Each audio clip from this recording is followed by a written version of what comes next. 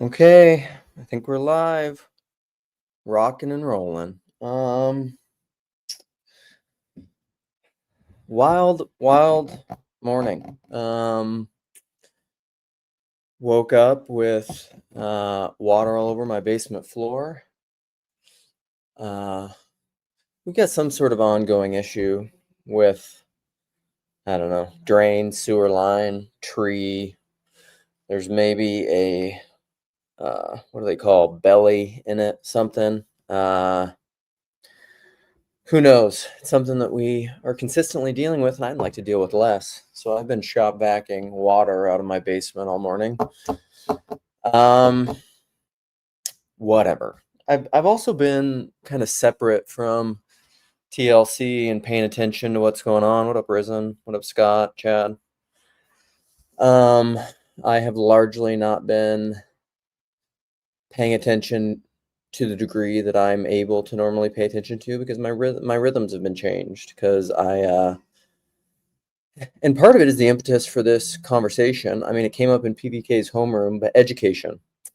Education's big for me, which it's a big part of my story, which I need to. That's a reminder. I'll maybe try to watch that today, but I think Gray, our friend Gray had a conversation with Karen where I think they talked a lot about education, and maybe this is something. Well, maybe a lot of my questions will be answered by that. I need to. I could reach out and speak to Karen about education, but who knows? I need to watch that first, see what they say, because a lot of times conversations, other people have conversations, and then I feel like I don't really need to have it with you that much. Like, Father Daniel Gleason, isn't it Gleason? Isn't that your last name? Father Daniel just recently had I'm looking it up. Had a conversation with PVK. I think it's not if you're not his members, no wait, no ads or whatever. Yeah, Daniel Greason. Sorry, it's not Gleason, but you are gleeful. So Father Daniel, I think he put out a little clip of it. Here, I'll show you. I'll show you. PVK, there he is. This guy over here. See what we're talking about? This conversation. Father Daniel Greason. We showing it? Yeah. So they had a conversation, and because Father Daniel was in my estuary group at Midwestuary, and it was great. And I was, I probably will. I would love to talk to Father Daniel more because, yeah, Zach, I did listen to this one, and I do have thoughts about it. To be honest, I'm not a crazy big fan of that conversation because of part of what I'll talk about in my monologue here this morning.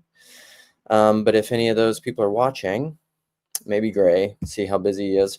I got to change my thing. We'll see. Because like something, I don't know. And who mentioned this? Maybe Nate said this or someone said it, but Jordan said like carpet bomb the educational system. And listen, I'm not a big fan of public education in general. And interestingly, I think there's a clip. I think I made a clip on my channel, but Denise was on my channel one day and she talked a lot about education in a way that I thought was really great. I think I clipped it, but education's been on the forefront of my mind because I went on a little college tour with my son and my wife the last couple days, so that's what I've been preoccupied with. I've just not been on my phone hardly at all. Definitely not been listening. I did listen to Father Greason, Greason, I think. What was it? Dang it! Sorry, Father Daniel. I keep forgetting your name. I gotta look it up because this is embarrassing. What is it? Videos. Greason. It is Greason. Greasing it up. See, now I got a hook. What does Risen say? Zach, you said same. Risen says, I also wasn't a big fan. I had good moments, but the totalizing nature of the arguments against public ed didn't resonate with me. Yeah, and a lot of it has to do with totalizing arguments.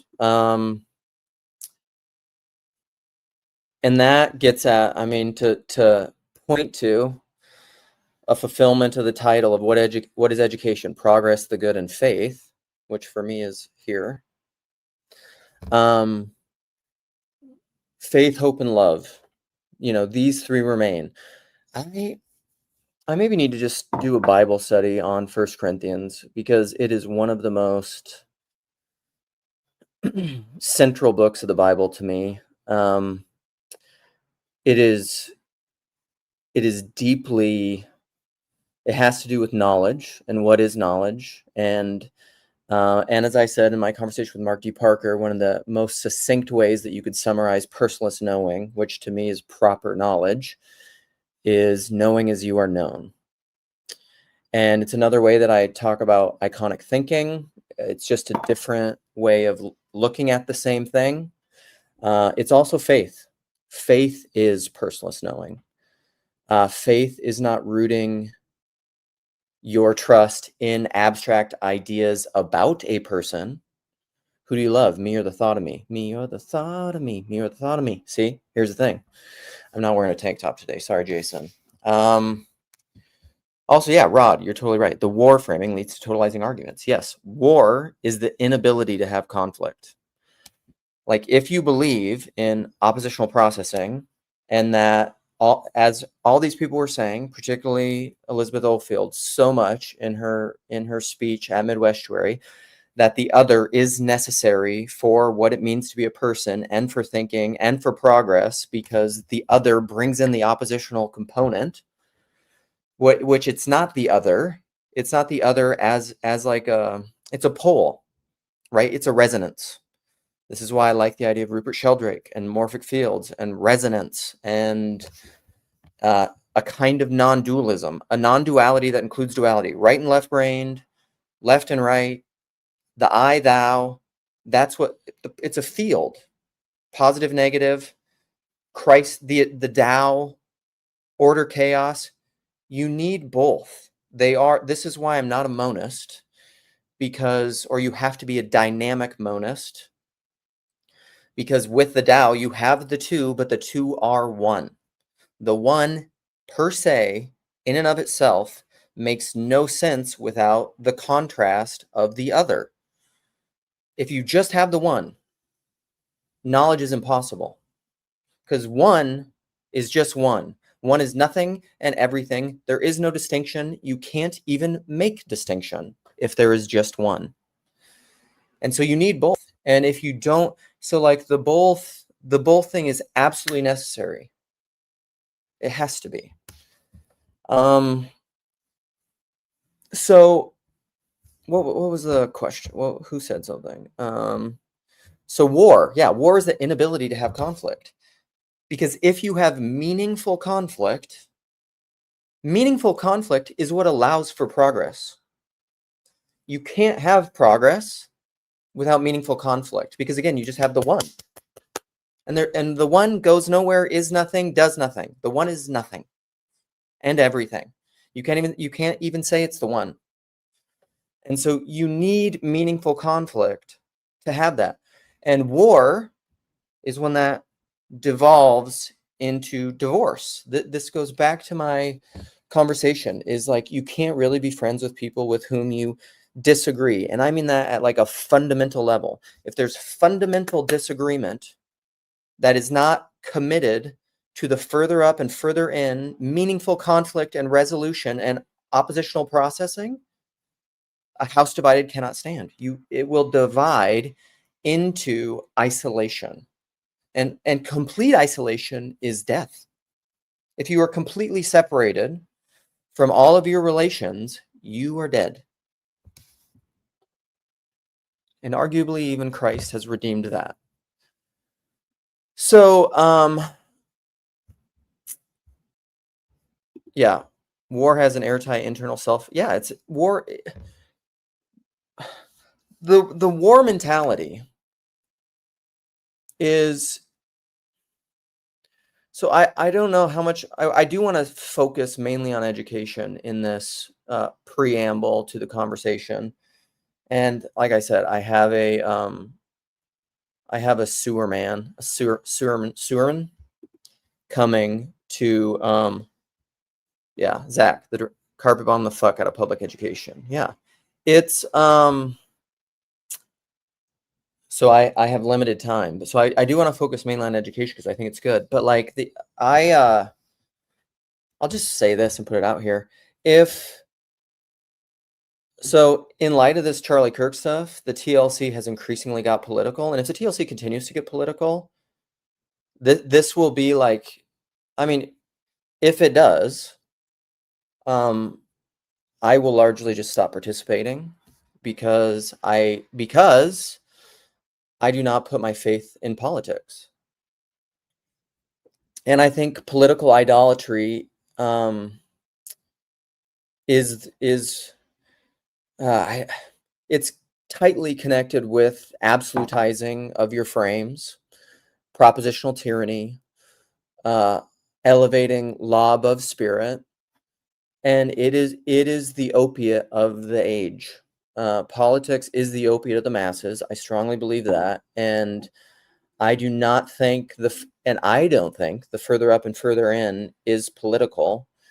And in as much as I see the TLC leaning into that, I'm like, well, that's every other aspect of my life. That's everywhere else in my life except in my family, like Minneapolis and Pride Church. Like I'm not going to devote my attention to that because my relevance realization tells me it's not important. And it will only lead to further division because I think it's an idol. Anyhow, so that said, and like, and I will just not put I will not put my virtual attention towards something that I think isn't good, largely. And this gets back into education and progress, the good, and faith. And I was saying this a little bit to, I think, the handle Vulgar Hegelian, who I believe is he here already? We have a friend in the corner who's like a Peter Rollins Laconian cat. What is his name? Parsons. Yeah, Parsons Forgeist. I think it's the same as the Vulgar Hegelian. And so anyhow, I go on this tour. Here we go. Let's get into some personal stuff. I go on all these different college tours, and in between the college tours, I'm talking a lot with my son and my wife about education and what he wants to study, colleges, blah, blah, blah, blah, blah. And you're going on a lot of tours. You're hearing people talk about their college and why it's great and why you should go here. And a lot of it is we've turned college into a product and debt, because debt is a huge product, American product in our like fiat currency, debt-based economy, which now we're moving out of that, whatever. I don't know. We don't have to get into an economics thing. So like a lot of money is made in college. It's a huge business. And so part of that is like, it's marketing. They're pitching you the college. And a big thing to me, like it's so interesting. Like we went to one, we went to a college. I don't want to name the colleges. We went to a college and we went to an honors program presentation for this college. And one of the other fathers in the group that was listening to it, basically asked the question, and this gets into something I put in the description, is just like, what is like he said, what good? I don't know that he said what good, but you could say it that way. Like, what good? What is the use of having an honors, of doing the honors program? Like, what good is it? Somewhat a fine question, because he was saying, like, is this just something you put on your resume? Like, it looks good. But see, like, I think this is where, like, values, worldviews, like, pay attention to what people say, especially when they're not paying attention. Back to the Luke from New York, randos from 5-6 years ago or whatever at PBK. It's a great one. But he said he learned at some point I think he went to Tim Keller's church, by the way. he learned to start paying attention to what people say when they're not paying attention. And Jordan Peterson, one of his big things is like, pay attention to what you say, like pay attention to your words. Do you need something? Just a sec. Okay, pause.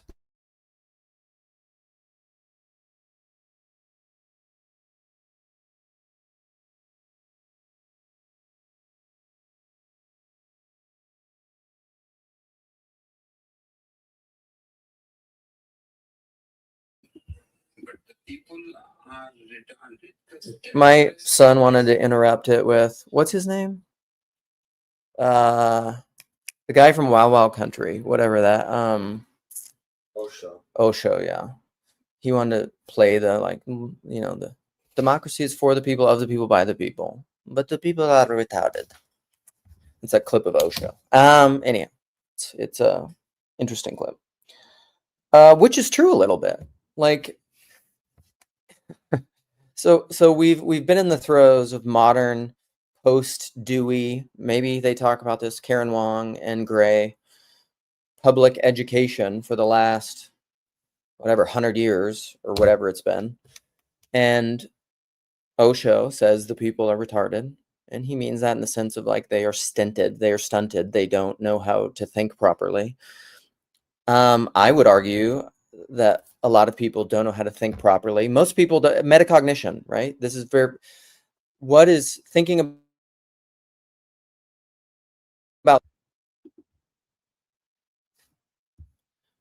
what just happened? I don't think anyone can hear me.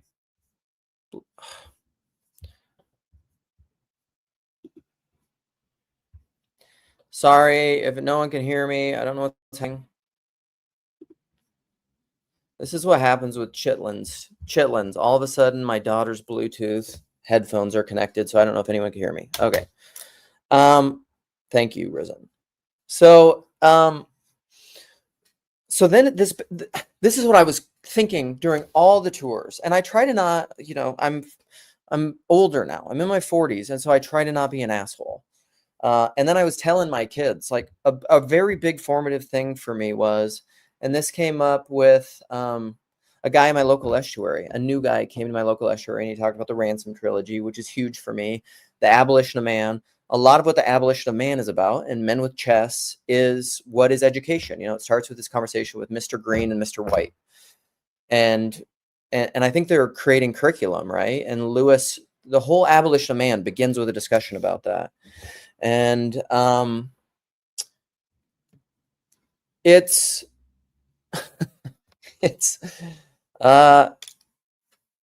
we're getting to it. So then I was thinking about all this. One of the things that I listened to because a lot of my intellectual journey, I would say, has to do with education and asking the question, what is education? I got into it reading Abolition of Man, the Ransom trilogy, and then I read The Case for Classical Christian Education, Dorothy Sayers. Trigger alert, Douglas Wilson, The Case for Classical Christian Education. It's still a very meaningful book for me. I think Douglas Wilson is brilliant. One of the best modern day writers. He's hilarious. Blog and Mayblog. I don't keep up with it and read it. Please do not set that up there. That is gross. Putting the wheels on the furniture. It's disgusting. So he's an interesting writer. I don't follow him a lot. Whatever. There's things I don't agree with. But education is really big. And then one of the other big things, there was I think I paid for this. R.C. Sproul at one point. This is back in my Young, Restless, and Reform days. What up, buddy? Good to see you guys. Thanks everybody for showing up. R.C. Sproul put out I can't remember, 18-part, 25-part history of Western philosophy thing and education. And I believe it was in that he gave the example. I think it was Sproul. Maybe I'm misremembering. It could have been someone else. But he gave the example of touring a school with his daughter or kid at the time or something. And he said it was this elaborate presentation. You're going around, you're seeing all these beautiful buildings, you're doing all this stuff. They're talking about all their accolades, the statistics, blah, blah, blah. These kids go to this school when they're done. These kids do this. These kids do this. And I would love to find the clip of what it was. And at the very end of it, the person gets done with all the presentation, and this wasn't just like a student tour guide. It was, I don't know if exactly it was the president, because these are questions that the oppositional processing that I have in my own family is my son and my wife. They're not fans. They're not fans of most of the things that I talk about, or they are. I mean, they like me. I'm not saying they don't like me, but whenever I talk about my ideas, they are always questioning most of the stuff that I say and confused. Which, whatever. It's a gift. It's a gift if you receive it as a gift. And so I was saying all that, and they're like, "Well, who was it?" "Well, that sounds dumb. Whatever. That guy sounds like an asshole." He's going through this whole school. He does the whole presentation. It is so thorough and impressive that at the end of it, he says, "Okay, any questions?" And he said everyone in the crowd kind of laughs because they are just like, "How could you have any questions after that? Like, that was crossed every T, dot every I, boom. How could you have any questions?" And the person, whether or not it was R.C. Sproul, the person who I remember telling this story said something like, it was very basic, but he essentially asked a question of like, why? Why would I send my daughter here? And he kind of kept doing the lightsaber of meaning of saying, or like something like, what is the purpose of education? And here's the thing about language, right? This is why I said, like, I put a X post the other day that I said definitions per se in and of themselves have no meaning, because language is infinite. It's an infinite well. What Karen Wong's question, what have you studied so deeply that you've realized there's no end to it? There's no bottom. It doesn't bottom out. Like, you can't get to base reality of language. You can't. You could maybe say language is base reality, but then language per se is an infinite well. You can just keep going into it. Because, for example, why should I send my daughter to this school? Or what is education? Insert whatever response. Okay, they should go to this school because then they can get into this college. Okay, why? Why do you want to go to that college? Well, because then if you go to that college, it's reputable and it's well respected and you could get a good job. Okay, why do I want a good job? Well, you want a good job so that you could be happy and fulfilled in life. Okay, why do I want to be happy and fulfilled in life? What is happiness? PDK's homeroom. Bonnie, the OnlyFans girl, whatever, Bonnie Blue. Why? Chad, I don't listen. I'll try to address your stuff. I'm doing a monologue here. I'm not going to get distracted by your comments, and it will be continued. Okay, I'll post this because Chad's saying he's getting ignored. We must discuss how to sincerely hold through grotesque autonomy. Yeah, I agree with that. This part of this is all the stuff I'm talking about. I agree. Sincerity and authenticity. Rod's synthesis of we must learn how to be authentically sincere. So not just like repeating what you've been given, but making it your own. Making it your own is part of what education is, and it's part of the spiral of thinking and knowing autonomy. I mean, this is the descent into individualism. Who am I apart from my parents or whatever? And you can't completely ever divorce yourself from that. But what do I think about this? Not just like, what do my parents think about this? What does my pastor think about this? What does my teacher think about this? What does the textbook say about this? What do I actually think about this? And so, anyhow, back to language. You can go down that forever. You can ask questions forever that are part of the further up and further in. Part of this gets into the great war between Barfield and Lewis, nouns versus verbs. To ask the question, to ask why, which toddlers always do, maybe that's part of what it means to become again like small children, is to ask questions of the why, right? Why? And not just why in like a rebellious attitude of just like, I want to subvert your authority and undercut what you're saying and ask why. But I do think genuine questions of why is part of wrestling with God in all the different ways that we do it.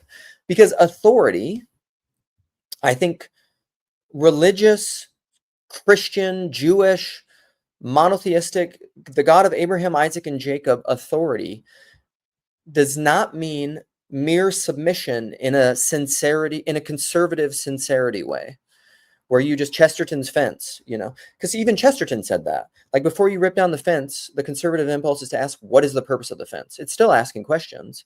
It's not just saying the fence was there, they put it there, that settles it. Like, that's not what Chesterton's saying. It's asking the question, why the fence? And so all the way back to 1 Corinthians, knowing as you are known, what is education? Education, I would say, is learning how to think. This is a big thing within classical education, is they'll often use the illustration of, and part of this is not being a substance ontology objectivist, because knowledge is not like, it's not like your brain and your mind is a bucket that you just pour a bunch of knowledge into, and then you put like Rogan will often talk about this in terms of knowledge. And this is why I think these guys are crazy when it comes to AI and like the techno-futurist, techno-humanists of just like, our mind is like a giant computer and memories, and like we'll be able to just upload that. You have no idea what you're talking about. Like, you have no idea if that's how it works. And I don't think it works that way. Because the question always opens the Ouroboros of knowledge into the spiral of a further up and further in. It's what allows for curiosity. There was a guy at my local, and that's part of what proper thinking is. Proper education isn't just filling the bucket with information. It's teaching you how to think, which is adverbial. How is an adverb. How. It's pointing to like being in the world, your continued ongoing being in the world. How should I orient? Not just the objective what. Just like, tell me what to do. Derek Webb, I need a new law. Don't teach me about truth and beauty. Just label my music. Don't teach me about loving my enemies. Just tell me who to vote for. Just give me an answer. Don't make me think about it. Don't make me have to know what I think, what it means. Just tell me what to do. But that's the law. This is Galatians. The law is a pedagogue. Pedagogy. The law is a pedagogue, a schoolmaster, a teacher, to teach you how to become an adult.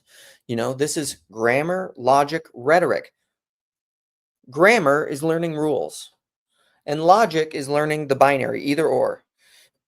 Sincerity. Rhetoric, the poetic, is authenticity.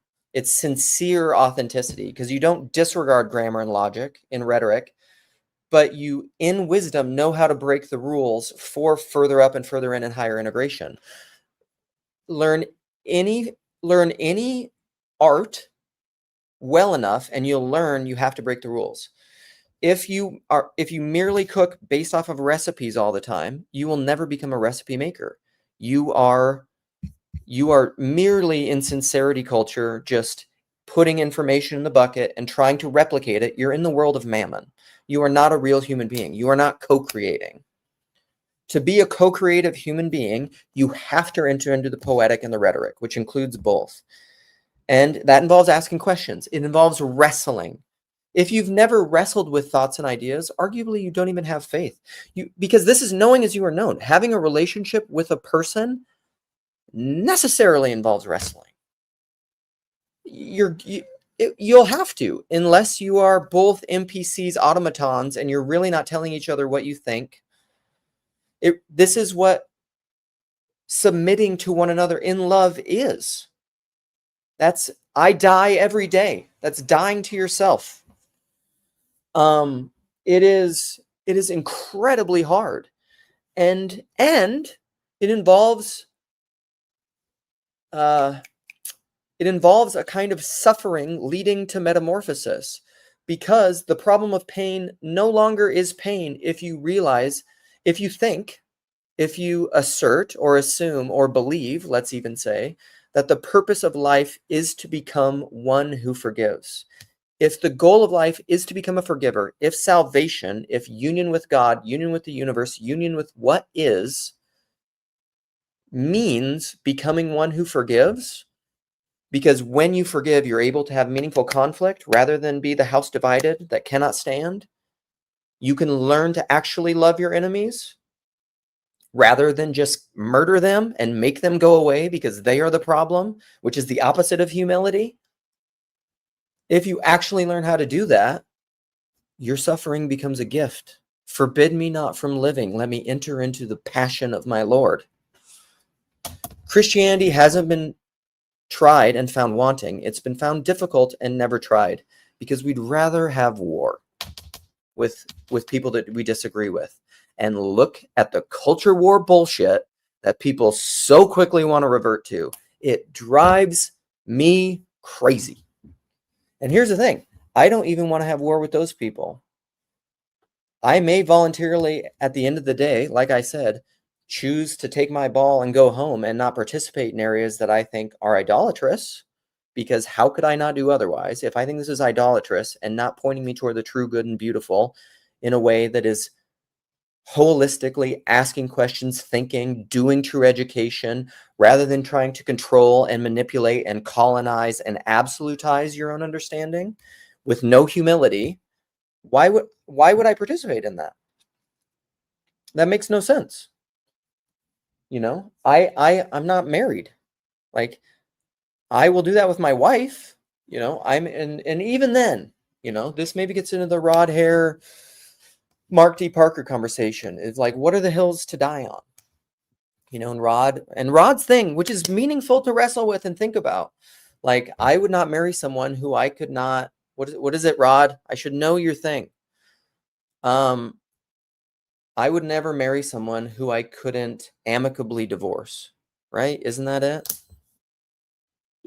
Well, here's my question. Yeah, Nick, I'll start. So I think, well, I'll finish something and then I'll look at comments and I'll open it up because I'm going to go in like 40 minutes.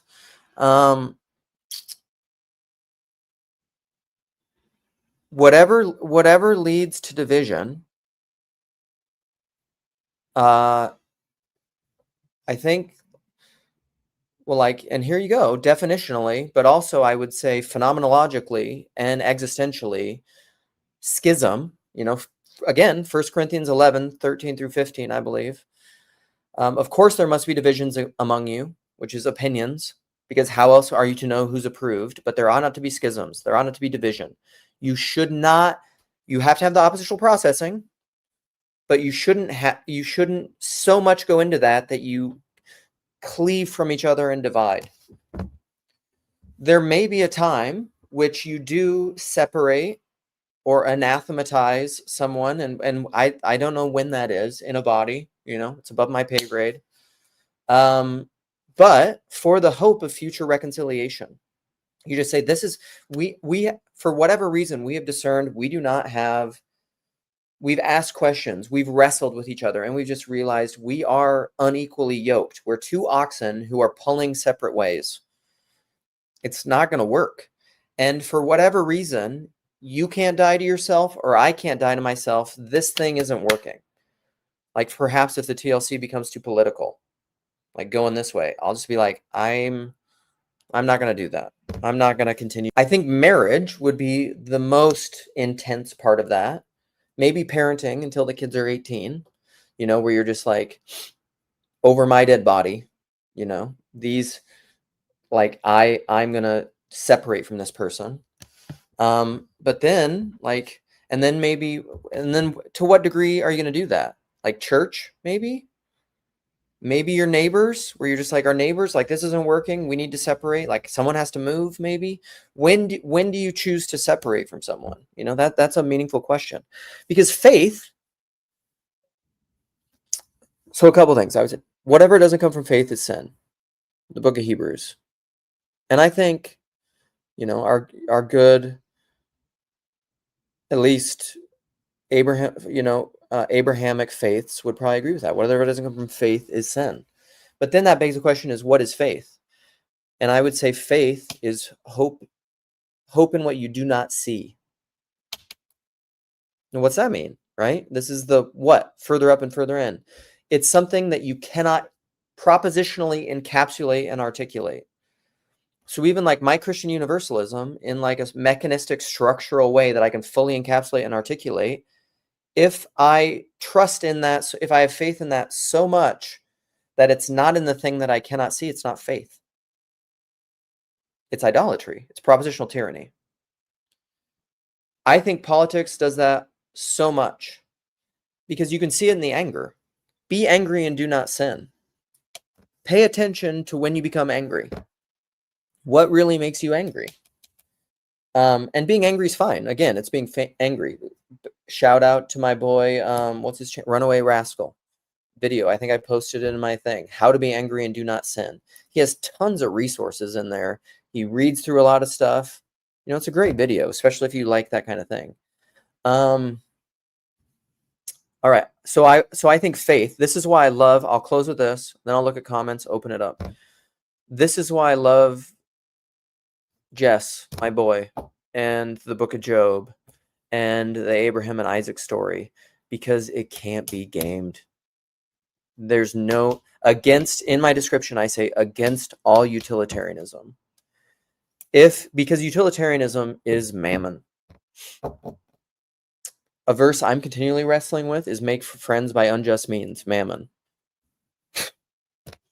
I don't know what that means, man.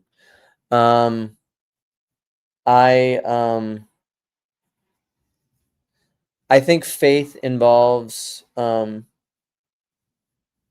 things that you hope for, but yet are unseen. Which again, that's why I think mysticism, to some degree, is the only way forward. However, even that I've come around on because I'm curious and I'm constantly looking. And Peter Rollins, someone I've learned a ton from, will give that parable of the evangelical, the fundamentalist, and the mystic who go to heaven, right? I'll tell it again quickly. You know, these all go to heaven and they go in to talk to Peter and be judged. And the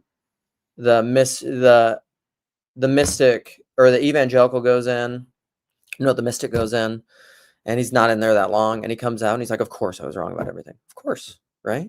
I didn't yet know as I ought to know. I didn't know. Like, the good, the true, and the beautiful are transcendent, and they manifest in the immanent. But what they are in their fullness, how could I possibly know? It is beyond me. I'm not holy. I can't see it properly. The mystic. The evangelical goes in there. Who tends to be, we're more modernist, rationalist, moral therapeutic deism. Bebbington's 5 points of one is colonization. Conversionism, being saved. Like there was this gentleman, I don't want to share too much of him, but he grew up in the Eastern Europe, very far Eastern Europe, surrounded by Orthodox, but he grew up Baptist, and he's like, yeah, they're all going to hell. They are wrong, I'm right. It's evangelical, kind of fundamentalist. The evangelical goes in, he's in there for, few hours and comes out and he's like, okay, got some things right, got some things wrong, to be expected, I guess. The fundamentalist goes in there and it is, it's the rest of the day. It's getting dark. It's even more so. It gets dark in heaven. They're bringing out candles. And then all of a sudden the doors fly open and Jesus runs out and says, how could I have been so wrong? Right? Peter Rollins says, who's he's in a sense a mentor of me. I respect him a lot intellectually. I don't know him personally, but I assume he's a good guy. He says when he initially started telling that parable, he thought the mystic is right. The mystic is the good one, right? Now where he's at, and even his podcast is called The Fundamentalist, he says he thinks the fundamentalist is right. Each one must be fully convinced in their own mind. Oh, that you were hot or cold. What does that mean? Well, and this is what I put on X the other day. I'm a fundamentalist about including the other.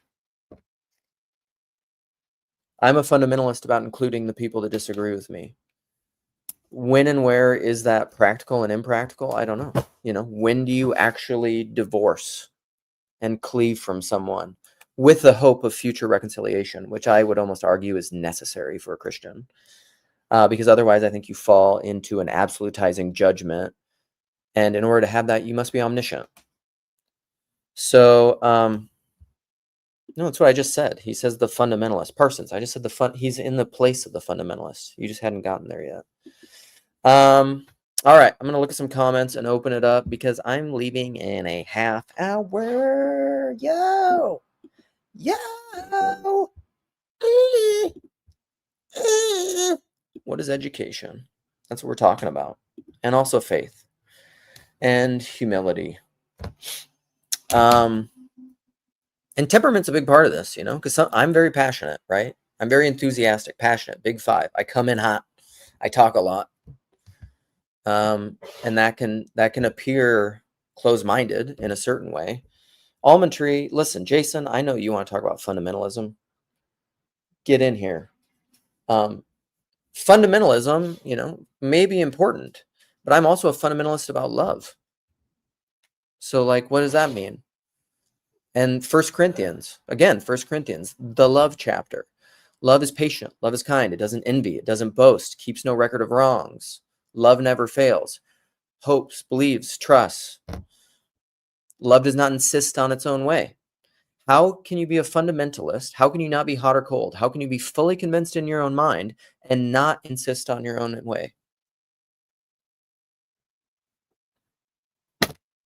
Wrestle with that. Wrestle with that. Okay, I'm going to look at some comments. Yeah. Love is always changing, but never changing. God is he about whom we must never speak, and yet we must always keep speaking. The great Rob Bell. Fundamentalist in regards to hospitality. Yeah, including the outsider. But then, even then, like, there are limits. There are invisible boundaries. There are walls. You have to have boundaries. There is not being without boundaries. Phlebas, clarify. Your fundamentalist seems at odds with your definition of faith. Well, so for Peter Rollins, I think why this is confusing, and this is what Peter Rollins means by the Church of the Contradiction versus the Church of Confessionalism.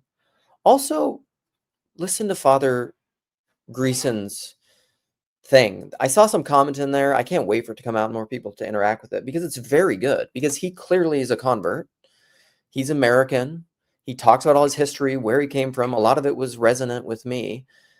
But then also the way that he talks about he's very much American Orthodox. And the way that he talks about orthodoxy, I think, is beautiful. He talks about unity is not uniformity. Again, that's the I, thou. That's the other. You can't have unity if you don't have difference. And so that's where I'm a fundamentalist in regard to hospitality. And so Peter Rollins' Church of the Contradiction means that we have communion when we are gathered together around a lack. Meaning mystery, meaning we don't know, meaning humility. Curiosity, perhaps. Curiosity is a lack. It's a kind of a lack. It's just a guy who's a couples counselor who I really like, who's really into Peter Rollins at my local estuary. I'll share this with him. Said, you know, he'll often have these couples come in with these irresolvable conflicts, and he'll say, you know, like, and the wife will come in or the husband and just be like, you know, this woman is just like, they're a narcissistic asshole.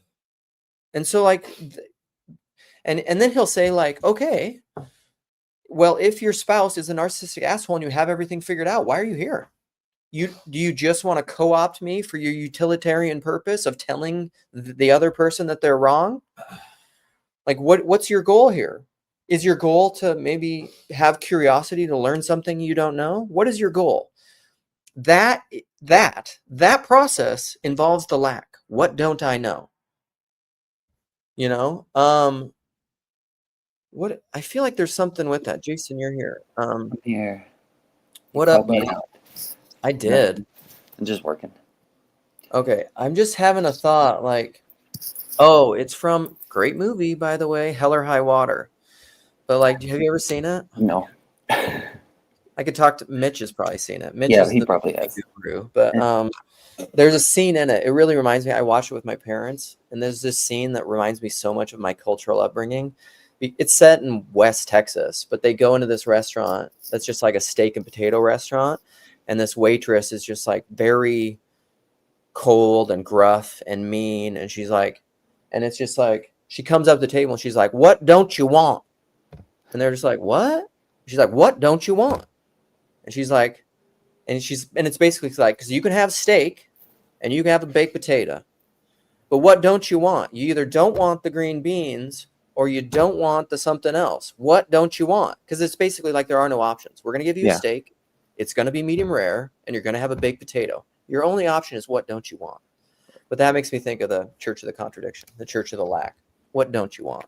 The church of the lack. Wait, say more. I'm not following with that. So that's the, I don't know if you're little... listening. That's like the Peter Rollins idea is that's what he defines community as people that are gathered around a set of beliefs, which I think is propositional tyranny. It's like, we believe these things. By definition, that's confessionalism. Yeah. That's what Rollins talks about, confessionalism. We're gathered around this set of beliefs that you can name and articulate. And he says the church of the contradiction are people gathered around a lack. Oh, okay. Which is like, we don't believe. We don't know. We have curiosity. We don't fully know. We do not yet know as we are known. I think it's baked in humility and curiosity, which is what allows for you to have meaningful disagreement and oppositional processing. You implicitly have that baked in, even if you wouldn't explicitly say it that way. That's what you're doing, whether or not you admit it. Yeah. So that I mean, I think I'm tracking with you. It just seems like you kind of have to resolve. Well, I feel like most things you got to resolve in contradictions.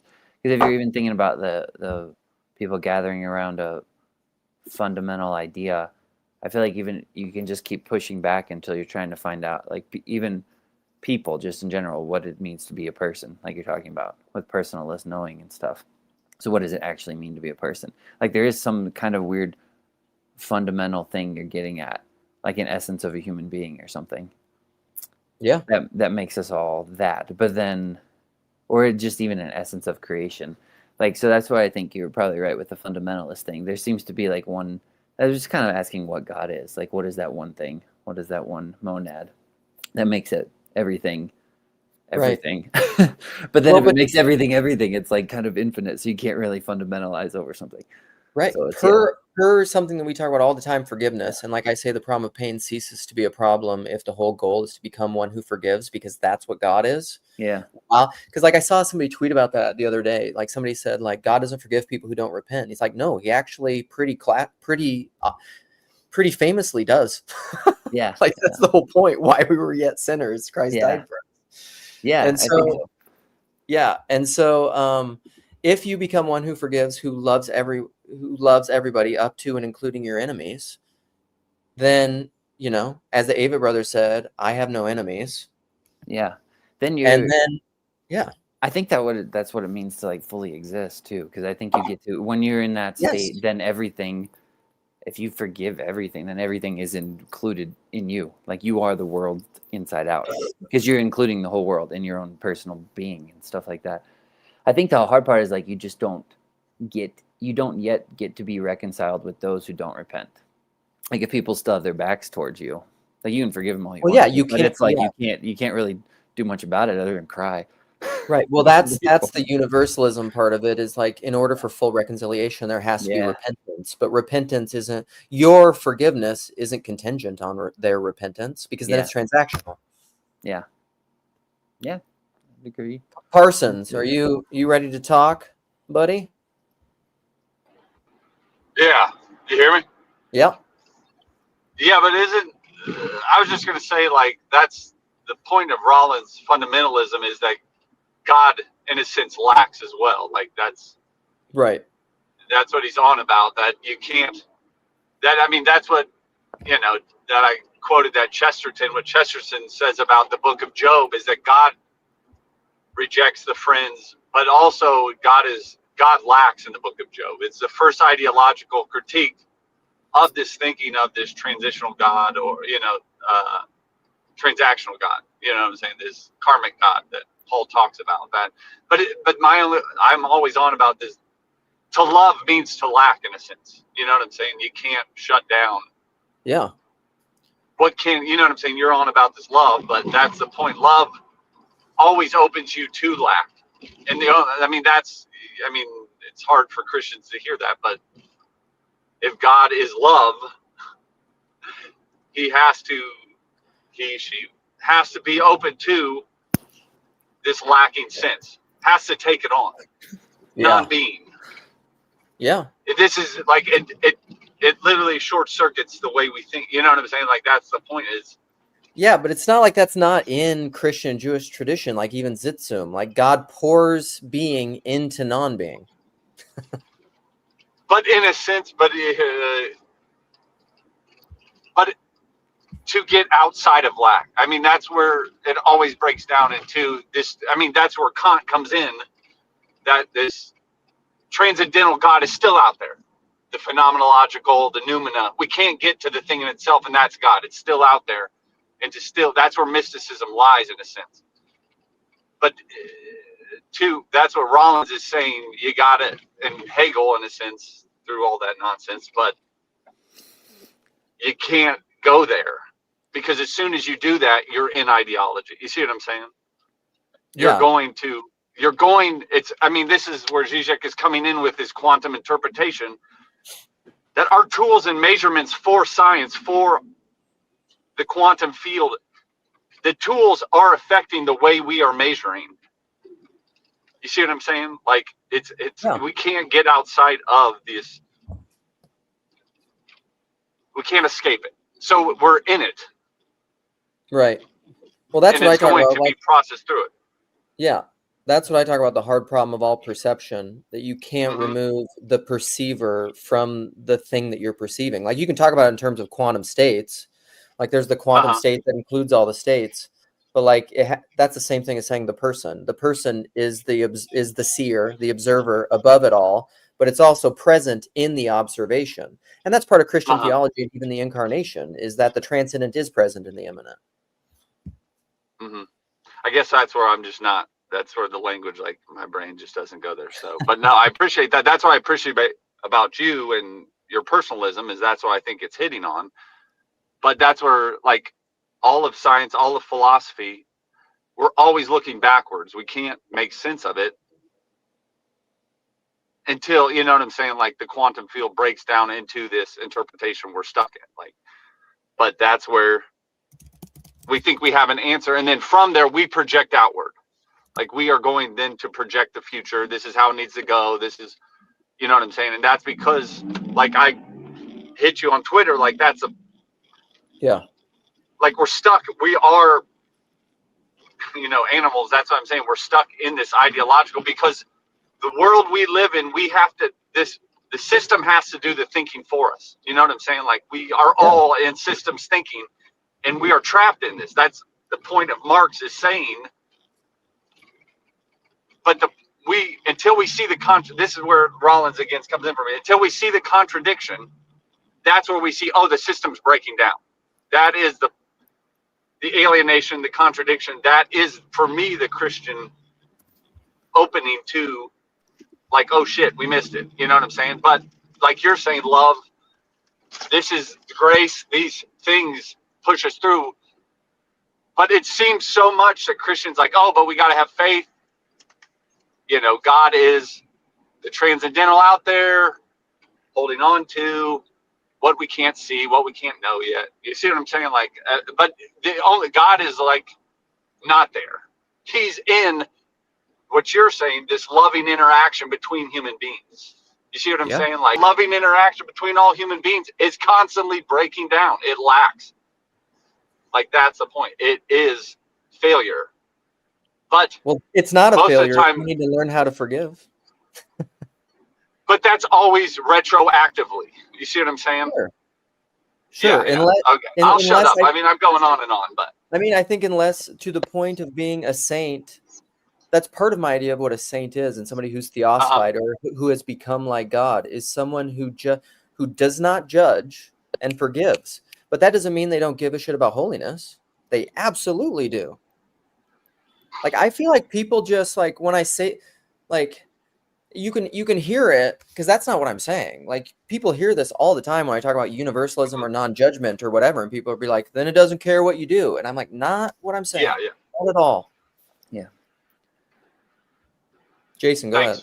Well, no, I didn't want to interrupt Alex or anything. I was just the only thing I was going to say is I don't necessarily think forgiveness is always retroactive, or I don't think it has to be necessarily. But that was for sure. Alex, go ahead.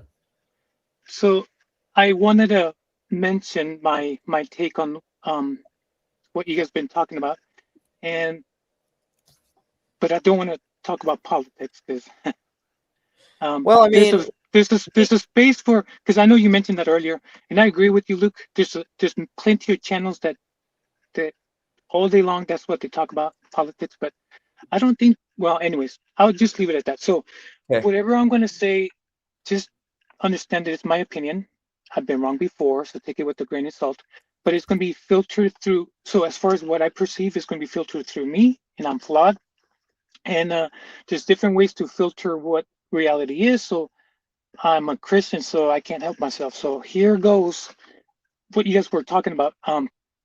So I know that I've been given the instruction not to be overtaken by philosophers.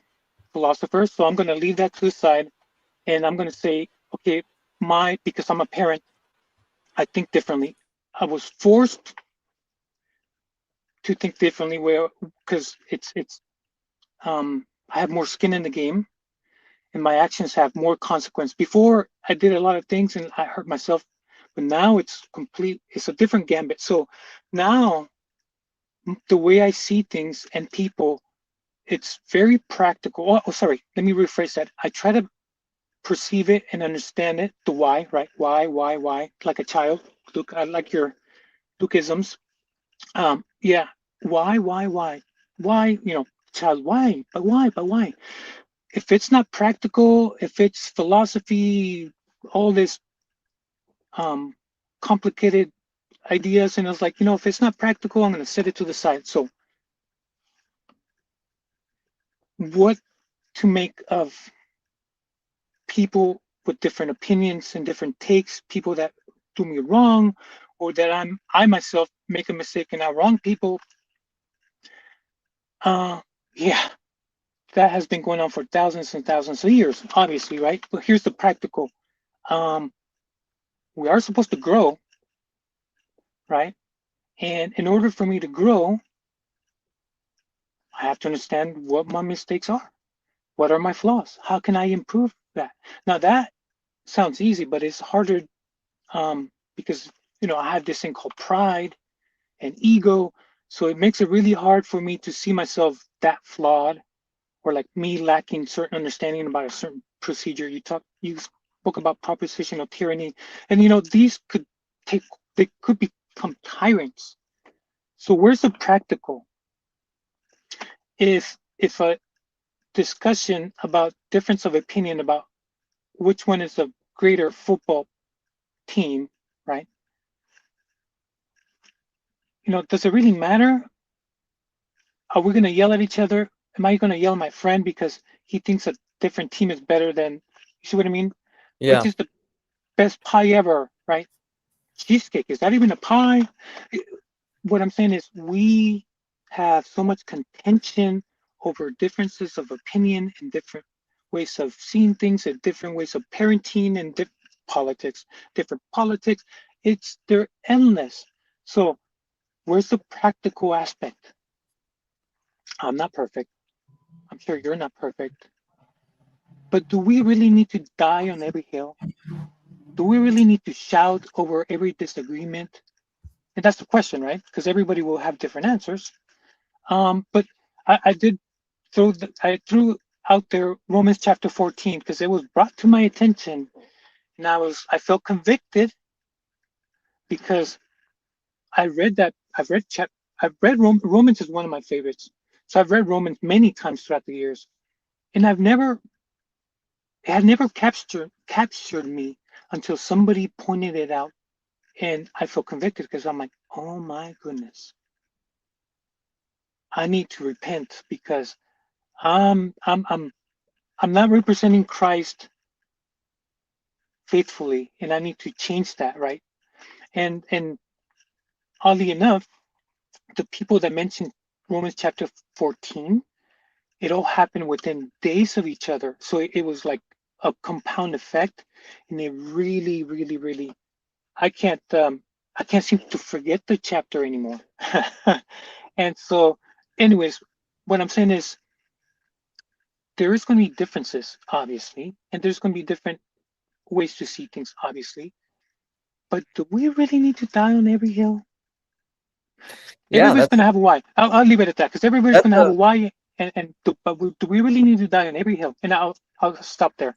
yeah. Thanks. No, that's a great question. I mean, that's kind of the idea of the is that what it being a fundamentalist? Well, as a Christian, maybe dying on a hill means like in a hot or cold way, dying for what you believe. But but this is the thing versus what I think culture war politics does is it's you dying on the hill, not the people you disagree with.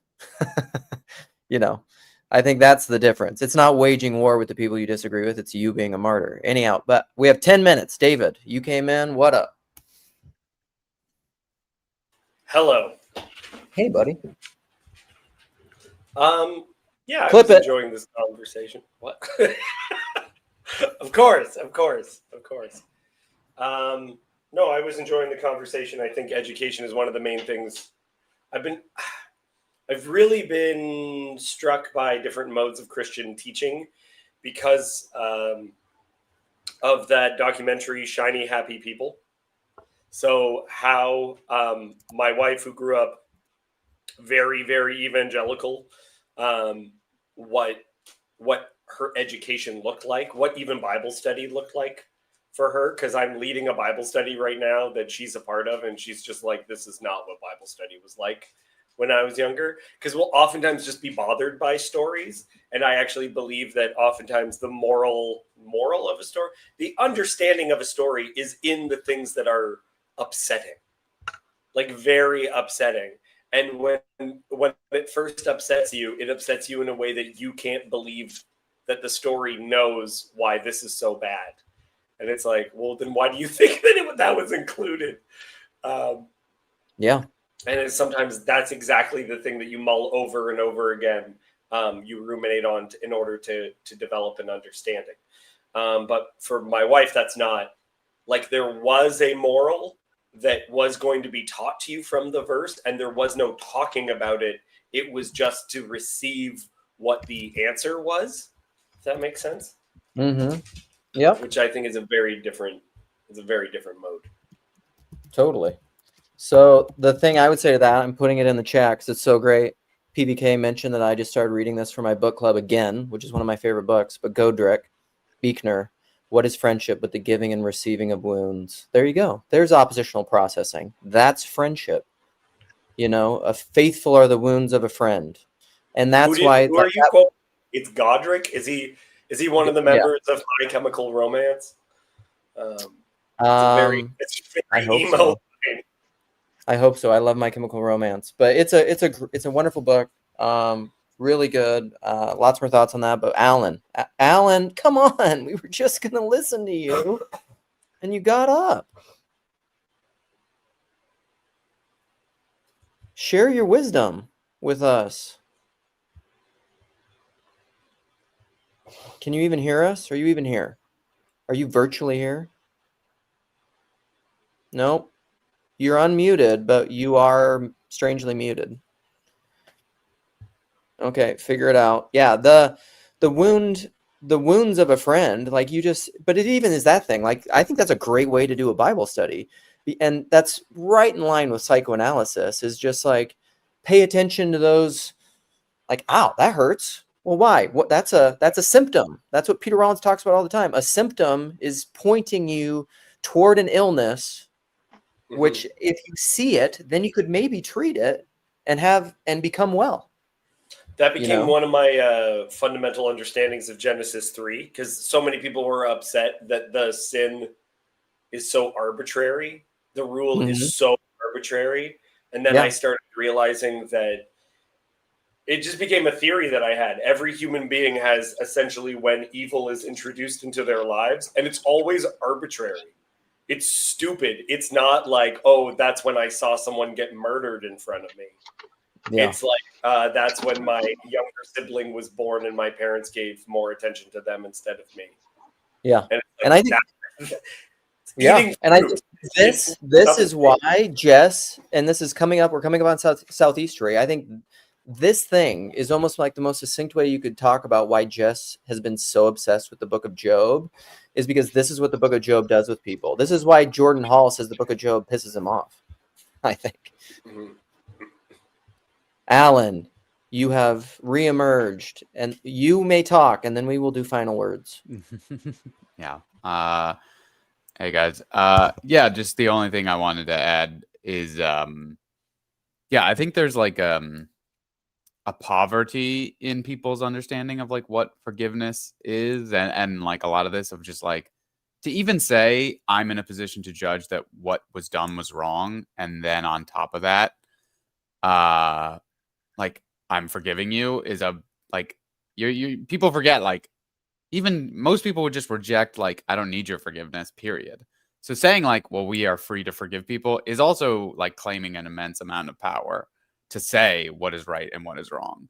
And like people always think like, oh, it's the weak and the children and the widows and they're so weak and pathetic. It's just like you're taking a stance just to begin with. And I mean, this is the benefit of having postmodernity is like even just to say what is reality and what shoulds are is like being questioned all the time. So now we can see the reality of like even just saying like I forgive you is an incredible position of like it's not purely strength, but it's a position of saying like I am an arbiter of reality, and I also want to usher you back into correct relationship without being condescending, because obviously that can sound very condescending.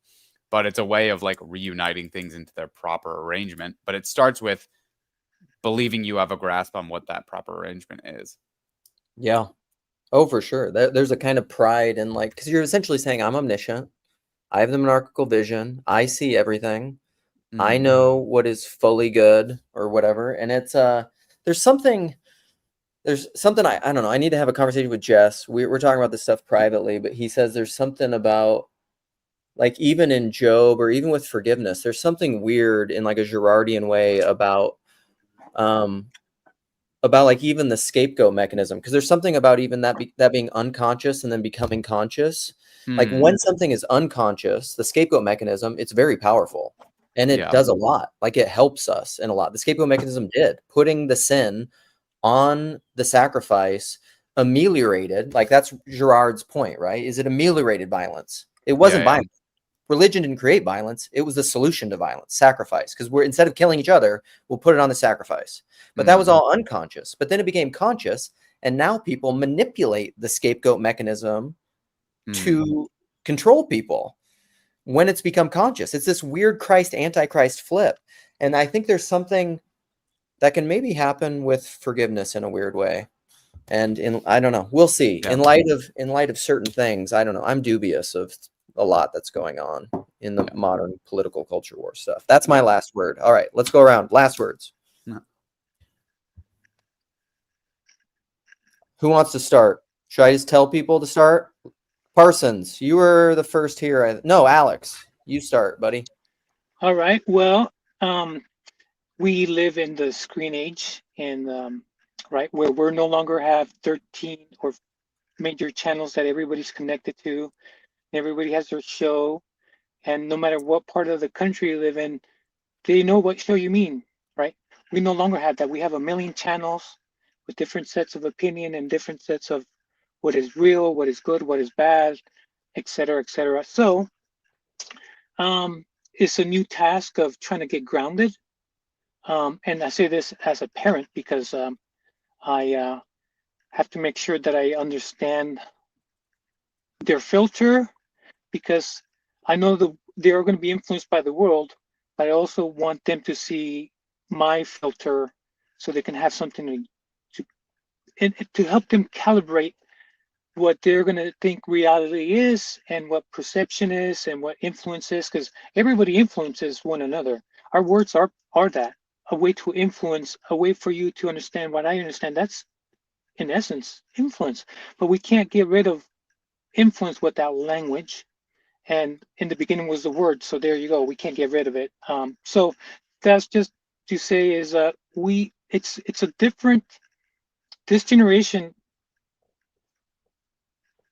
is quite different than say 100 generations ago, because of that, because everybody, a million channels, and we're all influencing differently. So like I said, as a parent, I do take stock in that, and I'm trying to get back to majoring on the practical and the concrete, just so I can juxtapose it to the impractical and abstract way out there, out in left field. And because I know the world is going to give them everything and but the closest to Christ. You know what I mean? So anyways, I'll leave it at that. Thanks, buddy. Let's go Parsons if you can. You're up. Yeah, no, it's great. I like, the talk of, the stories in the Bible that David brought up and how they were kind of meant to disturb you in a way, or stories from any tradition. I mean, I think that's what mythology is trying to do, is to get you to see a system, but to also be disturbed by it. And I think that's the question of the scapegoat is huge in our day and time. And yeah, I like how you tied it into the Antichrist, Christ. But I think we're all trying to scapegoat. That's, I think, what Alex had said. Like, it's almost this postmodern that we're all trying to scapegoat the other in this fractal craziness. Is it's a bit how to get your bearings on what's practical is a good word. But and then just I'll end with, I think that's the wonderful thing of, I think Christianity is trying to get you to see your symptom and make you see that, not to escape the symptom, but you start to see that this alienation and symptom makes you the most you, and to escape it would actually be to escape what yourself is. So I'll leave with that. Nice. Thank you, David.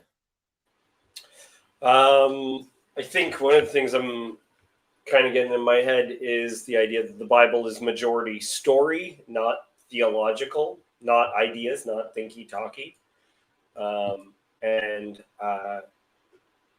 making room particularly for story, conversations through story, learning through story. And what that might mean moving forward, because we see the media or the stories that we consume as separate from our education, not as though it's the heart of it, right? There's a bunch of people that became Christians and also developed their opinions on the end times because they read not theological books, but the Left Behind series. For sure. So considering what role stories actually play in this, as opposed to teaching. Right. Yeah. Media, mass formation, Far Side comics, all that. Alan? Yeah, I'll just add more to what we were talking, what I mentioned earlier of just, yeah, it's not, but I also, before we say like, oh, forgiveness can be a sin, which it can be used wrongfully, absolutely, but like just seeing what are the relationships, like if you're a kamikaze fighter pilot, you're authentically, you are authentically committed to the emperor, but that doesn't mean what you're doing is good. And so, like, you're saying, I'll just do whatever the emperor wants me to, even unto giving up my life. And we could say, like, oh, in the relationship between emperor to subject, that's a perfect example of it, what it means to do that stuff. And then, but we're saying, like, but then you zoom the camera out and say, like, well, that was bad because you want to do World War II history. But the point is just like, who's the one who understands that context? Who's the one that says being a kamikaze pilot is bad? Like, where is that person standing from? And like, I mean, I think to a degree, we as individuals and then also collectively as groups, that's our charge, is to be like, when is the time to use that tool? When is the time to be connected in these ways? Because that submission could be good, and that submission also could be bad. And who's the one who's going to regulate that? Nice. Great word. I gotta go. See y'all. My Oh, plumber's alright. here. Bye. Bye. Sorry, one Bye. second. Thank you. Can I, Go. okay, sorry. Yes, go. Alan, Go. have you seen Godzilla -1? Have you seen that movie? Yeah. How it's a movie against self-sacrifice. It's about how self-sacrifice is actually not right, and it's bad. And it's like, and you can see it so clearly because it's from the perspective of a place that made self-sacrifice into an idol. Like it's yeah. And so much of all of Japan's media is sort of pushed back against this. Like, you know, like it's hard to even imagine modern Japanese people like 100 years ago being like, we must kill for the emperor. We must kill all these people because they're subhuman. You know, you look at modern day Japan and it's all like, oh, dance, oh, you know, and it's just like none of the like traditional like whatever you'd say samurai spirit is like on. I won't say it's gone. I'll say it's not on public display as much anymore. Nice. Well, they went from Okay. they went from Yeah. having the samurai tradition to the hikikomori tradition, which is It's all topsy turvy. Yeah. All right, Yeah. guys. See ya. Bye. We gotta go. See you guys. All right. Bye.